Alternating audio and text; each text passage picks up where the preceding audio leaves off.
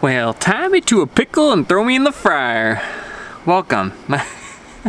My name's Elliott with Rickety Ski Reviews, if you're new to the channel. And today we're going to talk about some skis. We're going to talk specifically about the Salomon QST98. So Ski Essentials is usually kind of like on the top tier as far as these reviews go, so usually you see pretty good stuff. The one thing that you do see is that their primary goal really is to like move inventory. And, you know, while I don't think that they say anything misleading, they're like very ethical with that. If there is a negative of ski, they tend to kind of avoid it or dance around it. Now with these skis, they're really good skis. There's not a lot of downsides to talk about. It's a very like innovative ski. It feels really good. It floats kind of in the trees. If I was gonna buy this ski, it would be that I was prioritizing kind of trees and powder over the groomers. They still ski really well on the groomers. I would say that like the Atomic Maverick kind of outperforms it in that sense, whereas like this ski is kind of something where you're looking for something really versatile. You wanna kind of hop around in the trees, you wanna have a good powder ski, but you also want it to be able to carve. This is good, but you can just kind of think of it as like the inverse of the Maverick. The Maverick is kind of groomers first, powder secondary, and I would say this is the opposite. This is a little bit powder primary, carving secondary, but like one's a 9.5 and one's a 9. You know what I mean? Like if you're looking for trees first, but you also want some carving, this is great. So anyway, let's just jump right into the review.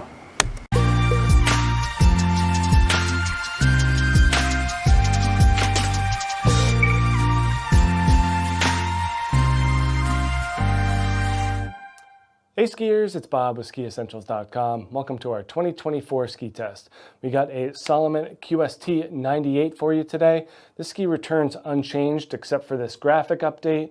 Nice new top sheet and some of the best bases in the game.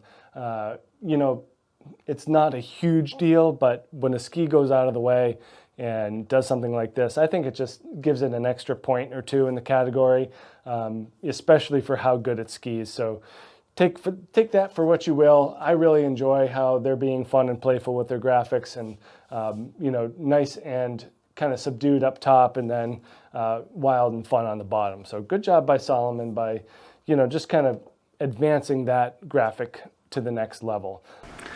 Okay, I mean, talking about graphics is pretty superficial. It's okay if you like a graphic, whatever. This orange kind of lava lamp looking stuff is fine. I don't know. I give Curated a hard time talking about the graphics, so it's hard to give these guys a pass, but it's fine. It's fine. But overall, this ski remains the same great all-mountain free ride ski that we've seen in the past. Definitely blends those two categories. Has, you know, the width to be considered all-mountain, but then the rocker profile and taper shape. Dang, that was some really good switch skiing. That was really good. And like kind of carving switch, which is something you don't see a lot. I will say you saw that person kind of over the hump. Looked like he was gonna run into it. That was a good call to stop. Definitely bring it to that free ride spectrum. For a 98 underfoot, it's one of the better floaters out there, mainly due to the rocker profile and taper shape. Construction remains the same. Full poplar wood core. We do get carbon and flax stringers, that CFX material, running through the shovel and through the tail. Gives the ski a really good amount of energy. If you've been on it before, you kind of know that it's a really strong carver. The flex allows you to access the entirety of the side cut. We can kind of get to that more later. But because it's not that stiff of a ski, you can really get it up on a high edge angle and enjoy carving turns on softer groomers. Certainly. It's a little nitpicky, but like it's a good carver, but it's not giving you quite the precision that you would get out of something like an Atomic Maverick. It is a really good carver. It's really, really good. But if that's like your primary focus, I don't know. I'll agree with Bob here. The skiing and the carving on these are noticeably good. Like you feel how stable they are. They feel really firm on the turns. They feel good. But I would say the first thing I noticed, and maybe this is just being on the West Coast versus the East Coast, I noticed like how well they float in the powder, even for being 98. I notice how easy they are to go edge to edge, and then I notice how clean they feel kind of at the apex of the turn in all conditions. Like they feel good at the apex in the powder, they feel good at the apex in the groomed runs. They just feel really good to turn. I don't know how else to describe it, but you know, like imagine you're at the apex of your turn, you've got that body position. Something about that second bulge in the geometry just holds you there and makes you feel really comfortable in the turn. It's a small detail, but that's kind of what I noticed first. And again, that may be East Coast versus West Coast. Only when you get into firmer snow, it doesn't quite have the beef to hold it up, but for anything softer, it's a great turner. That CFX material, the poplar wood core, and then the double sidewalls really help make those carving turns come to fruition. This orange material kind of right under the top sheet here is just a stiffer and denser ABS material. Gives this underfoot zone more power, more grip, more stability. It does that without adding metal, so it has that more natural feel to it, which is what QST is really all about, is just kind of having fun out there on the hill with a maneuverable ski that also has that high performance ceiling. I mean, I'm willing to agree with him just because I like these skis and I like the turns they made, but I don't know if there's any evidence of that being more effective than Titanal. It's kind of a different approach to carving rather than something like an Atomic Bent or a K2 Mind Bender or a Vocal Mantra, where they're using that Titanal to create a lot of stability and allow you to kind of flex the ski and get your energy back out of it without kind of bottoming out. This is really using the construction more than the material. So it's got kind of that scoopy top. It's got that second bulge to kind of hold you in that turn comfortably. It's kind of doing the same thing, but in a different way. I don't know, I agree with what he's saying about what the sidewall's doing, but I don't know that it's doing it in a better way. It just seems like a different approach without making certain sacrifices in one area, but sacrificing in another. If that makes sense. It's kind of a different approach to do the same thing. We also get cork damplifier in the tips and the tails here. So a lot of ski companies will use cork, rubber, elastomer material, mainly in the ends in order to reduce chatter, keep vibrations down. The cork works really well in this ski, makes the whole thing just a quieter overall experience. And that's one of the best parts about these QST skis is that they're pretty quiet. Very little chatter, and if there is, it's not jarring at all. So really, really good job by Salomon to keep. This is kind of a tangent, but if anyone remembers this, back in about 2004, 2005, Rossignol race skis tried to do something like this. They, instead of using wood, they tried to use like a styrofoam, like a composite styrofoam. And again, I may be misremembering this. This was almost 20 years ago now. But they tried to replace the wood with a styrofoam to cut back on weight. And those were like some of the worst race skis. Like almost nobody used them. People hated them. I knew so many racers that broke them, especially on the East Coast, they just snapped. So, you know, anyway, I know he's talking about cork and I'm talking about styrofoam, but it is just kind of funny to remember what like an epic abomination of a ski that was. Quickly after, Rossignol went back to the wood. And I think after that, it was like 2007, 2008, they had those radical skis, and that's when they got like really popular. They had a really nice design. They were kind of head and shoulders above everyone else, honestly. The only other ski that was kind of close to that in style was like the Nordica Dobermans and the Blizzards. Blizzard had just coming back. And also, I don't want to hear comments saying it's Blizzard, okay? Blizzard was originally pronounced Blizzard. I believe it was like it's a European company. What they did is when they moved their headquarters over to the Western US and they tried to kind of go after that Western audience, they did a rebrand and made the pronunciation Blizzard to try to appeal to those Western US skiers. So they literally changed the pronunciation to kind of pander to the skiers in the US. And that is so gross, but also confusing because I was there in the 90s when they still had skis and I was there when they brought them back. I'm gonna keep calling them Blizzard. I'm sorry, Blizzard marketing team, I don't care. It's Blizzard to me, and it's first, yeah, people always tell me, oh, you're saying it wrong. It's like, actually, no, I'm saying it the original way. But that's kind of a tangent. But yeah, it really makes a big difference what material is in the ski, and that cork seems to be doing a good job.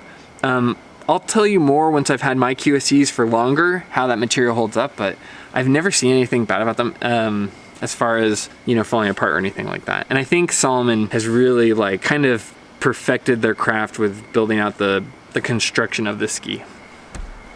These things quiet, even with using carbon in here, which is normally kind of on the pingy side. Not the lightest skis out there. This is the 176.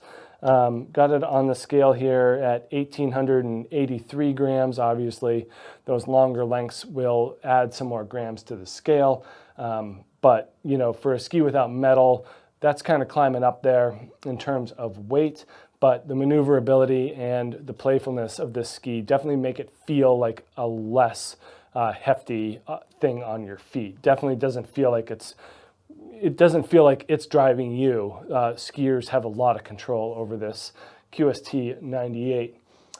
Yeah, and I would agree with that. And even in the woods on the West Coast, you feel that. The edge-to-edge time is pretty quick, not a lot of delays. That construction, that kind of scoopy construction, really gives you a lot of control over your turn shape. And a lot of that is due to the shorter turn radius, which in turn is due to the more dramatic taper profile. But in terms of rocker first, nice positive camber underfoot, pretty darn long and somewhat dramatic tip rocker here. Starts down right about where that black Salomon line ends. And then some nice splay here as well. So again, this rocker area is a big culprit for the good flotation in this ski for sure. And then in the tails, that's even more accentuated. You know, there's more tail rocker in this QST 98 than there is in the 106. This one follows. Okay, this is my big critique of Ski Essentials. I can only listen to the construction of the ski for so long. It's like, and not that that's a bad thing. I know people want to see this and I like seeing this, but I want to like get to the point of like, what does a ski feel like on snow? You know what I mean? Like, you can say all this stuff and I'm sure Salomon loves it. Like, oh, okay, we've got all these things. We have all these checklists of things that we want you to say. And Bob doesn't really follow that checklist. I think he's saying his own list. But man, like, after a while, just get to what the ski feels like. That's what people want to know. And it's going to feel different for everybody, but you can get down to like the core aspects of the ski and how you make it turn. And this feels a little in the weeds as far as construction. Maybe that's just me. Maybe everybody else eats this up, but for me, it's like, okay. More of the QST blanks properties in terms of profile and taper. So fairly dramatic rocker in the tail, especially for a 98. And then taper-wise, you know, nice and pointy up front, and then that taper really drops back to, you know, gets brought down towards the middle of the ski in the tails, and as well in the tips. Very spoony shape here. So turn initiation is an absolute breeze. It's so easy to turn these skis. You just kind of stand in the middle of the thing and it just makes clean carved turns. Whether you drive it or not, it actually holds up really, really well to both aggressive skiing and more moderate skiing. But that taper is very low, so you're getting a shorter effective edge. That means a shorter turn radius. This 176 generates a 16-meter turn radius, so pretty short, you know. Man, this guy is really good skiing, but he just needs to keep that inside hand up. It's like every time he gets to the apex, I can see he's just losing a little bit of energy there. As far as what Bob's describing now, I'd say everything's pretty on point. It definitely feels, it lines up more with more of a front side or all mountain ski in terms of that turn radius, but it has that floaty feeling for deeper snow. Okay, then show it on deeper snow. Everybody tells me, oh, well, Stowe gets snow, and, you know, there is really good snow out there. Show it to me. What? I like the Salomons on groomers, I do. But, like, if you're going to make a claim, let me see it. You know, or, like, send it out west. I don't know, come on. Also, like, look where I pause. This guy's hand is on the ground. I love dragging my hand, but I make sure I don't do it until I'm in a better spot of the turn. I would guess that the reason you're seeing this here is they're trying to show big turns to either one, show off for the camera, or two, show off like the full capacity of the ski, but you don't have to drop it that much. I don't know. It's a nitpick. The rest of the skiing is like A+ really good. So there's not a lot to point out. It's kind of like one of those funny things as someone who ski coached. It's like, if somebody's really good, you almost get into nitpicky stuff when you're giving them critique, so you have to avoid that. So, not trying to be nitpicky, but your turn will be a lot more comfortable if you pick that inside hand up. Whoever's this is skiing, or whoever, if you ever watch this, I know Ski Essentials watches this from time to time, so keep that inside hand out, like up, and like get your hip kind of in more, and you'll be a lot more comfortable. But now I'm getting into the weeds, so let's keep going. We've had this on some deeper days and are very impressed at how well it floats. The maneuverability is off the charts. One of the best tree skis out there This is the most Vermont looking dude I've ever seen. He's got the Kinko gloves, respect.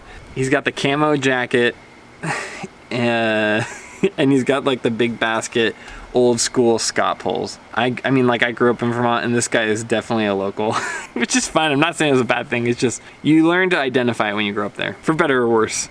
He's also making like very hoppy turns, but that's okay. He's showing off for the camera. If this was curated, I don't know if I'd be this gentle. Probably going easy on him, but it's such better skiing than curated. It's good skiing. In terms of being able to make those subsequent link turns through even tighter woods like we have here in Vermont. You know, if you're wider spaced trees, you can let it run, but it really has strengths here where we are in those tight. God, you see how much the skis are shaking like that? I do not miss that about the East Coast. This is why East Coast people are like so heavy on their downhill foot. If you relinquish that for even a little bit, you feel that ski just shaking like that. I used to ski some GS races up at the Middlebury Snow Bowl where they run it top to bottom. It's almost like a Super G in how long it is. And man, you would really feel the skis chatter. If you went down like snake bite on Smuggler's Notch, you really feel it. Man, he just needs a little bit more pressure because that cannot feel good on your feet. Tighter spots. So anywhere where there's tighter spots that require an increased sense of maneuverability and agility. Also, I know I'm getting too much into the critique. This is really good skiing, and you know what I'm thinking when I'm seeing the chattering too? It might be a lot steeper than it looks. This is one of the better skis out there for sure. So offers a great blend of flotation, nice carving on softer groomers because you can access all of that side cut. You know, you can really lay down some really deep carves on this ski. It's a ton of fun. And then that tail, you know, it just kind of opens up a little bit of that free ride playfulness. Maybe some switch skiing, maybe some park stuff. You know, there are videos out there of some Salomon athletes using this as a park ski.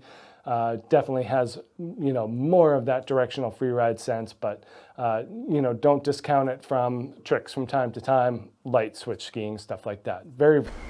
Okay, also, like, they didn't really show anything in the powder, so I can talk about it being in the West Coast right now. They ski really well on the West Coast, and they do float. This ski floats, like, specifically well for its width.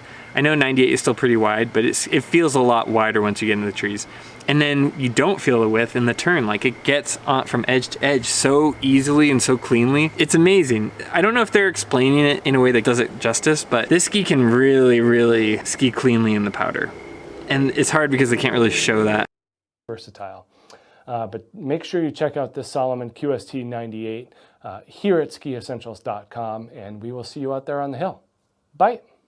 Overall, a great review. I do get a little skeptical when people on the East Coast start talking heavily about like flotation of the ski. It's like, okay, you didn't really show it, and I don't know how much you guys actually get in powder. Like, the powder day would have to line up with that ski.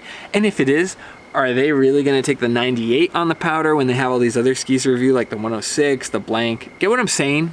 Anyway, I can vouch for the QST 98. I actually took it on a powder day out west where there's a lot of snow. It does really well. It floats really well. It feels like the flotation kind of extends beyond what you would expect from a 98, but then the turn radius and the edge to edge time when you're in the trees, what I mean by that is, like, if you need to get from one edge to another really quickly, if you're kind of in the trees, or if you have like a ledge coming up and you want to make a quick kind of emergency turn, it does a good job of that. For how wide it is, it feels like the turns are a lot quicker than you might expect. So those are the good things. Now let's talk about the negatives. This ski does have negatives. It's not perfect, okay? It's pretty close, but it's not.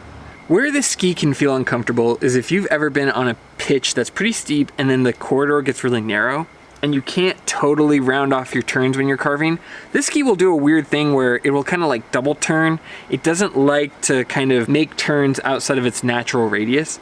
So if you've ever kind of like washed out a turn early or just kind of had to release the pressure to go in more of a straight line rather than a nice clean arc, this ski doesn't like that. It does kind of a weird double thing and it can feel really uncomfortable.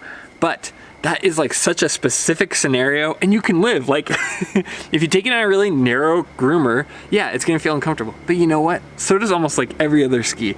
It almost always feels uncomfortable to be in that position. So this ski, that's probably maybe it's like Achilles heel, is if you are one of those people, like I know people like this for some reason who love really steep, really narrow corridors, this ski will probably feel uncomfortable in those scenarios. But for everything else, for groomers, for powder and trees, I mean, it does everything else so well. And I personally hate those really narrow, steep corridors. As I've gotten older, if the light is flat on those runs, I get like almost like vertigo, like the trail starts spinning. I don't like it. I mean, I can obviously do it fine, but just so you know, this ski, like if you're one of those people who likes that kind of thing, this ski will feel a little weird if it doesn't get to like kind of either make a washed out turn or a completed turn. That's where it thrives. For a kind of awkward half turn, it really, really doesn't like that. But again, you know, that's why I'm here. I'm here to tell you the downsides of the ski. Ski Essentials, as much as I love the reviews, they don't really talk about the negatives, and that's what you need. You need to know the negatives, because you're gonna be stuck with the ski. I mean, God, I sound like a broken record. I've said this hundreds of times, but that's why I'm here. I'm gonna tell you the truth about skis. Good or bad, even if I bought them, I'm gonna be honest, it's not all sunshine and rainbows. Every ski has its limits. If there was a perfect ski, we'd all be skiing on one ski, but variety is the spice of life. There's all these different skis that have different strengths and different weaknesses, but let's talk about the weaknesses. Anyway, that's my rant. I'll get off my soapbox. Overall, great review from Ski Essentials as always. I think maybe I'm not the target audience for talking about ski composition too much. As much as I find it interesting, you can really feel the manufacturer influence when people talk about that stuff. Just because it's like, well, Salomon says it gives it this kind of stable turn because of this material. And it's like, okay, that's what they said, but is that the reality of how it skis? I don't know. Just my opinion. I don't always trust manufacturers. I've been watching skis for, 20 something years now, and I've seen everybody and their uncle just say, oh, the Atomic Golf top sheet is gonna change the game. The Elon Wave is here to stay and to break the industry. Oh, the Fisher hole, it's like, not everything is gonna actually change the game. In this case, I think the thing that should really be highlighted is the build and the kind of that double bulge of the Salomon QST that Ski Essentials didn't really talk about, because when you get into the apex of the turn, it kind of holds you in this really balanced position. It feels so comfortable. And that's what that's my real experience. I don't work with Salomon. I don't work with any retailers. This is my honest opinion. If you want something that's really innovative, I don't think it's necessarily what's in the ski. Maybe that's true, but I think that shape is what's really game-changing about Salomon. And they're very soft-spoken about it, which is weird because maybe everyone else has been burnt by Elon and all these other companies. The construction, the build, it's really beautiful. It skis wider in the powder, and then it feels narrower than it is in the groomers. And I just think that's awesome. Overall, 2 thumbs up as always for Ski Essentials. Maybe it's 1 thumbs up because there's some stuff that's just not for me. But overall, great review. And yeah, I love commenting on this stuff. I could talk about it all day. So thank you so much for watching. I really appreciate it. Please feel free to hit the like button, hit the subscribe button. All of those things really help out my channel and I really appreciate it. Otherwise, as always, I'll see you in the next one. See ya.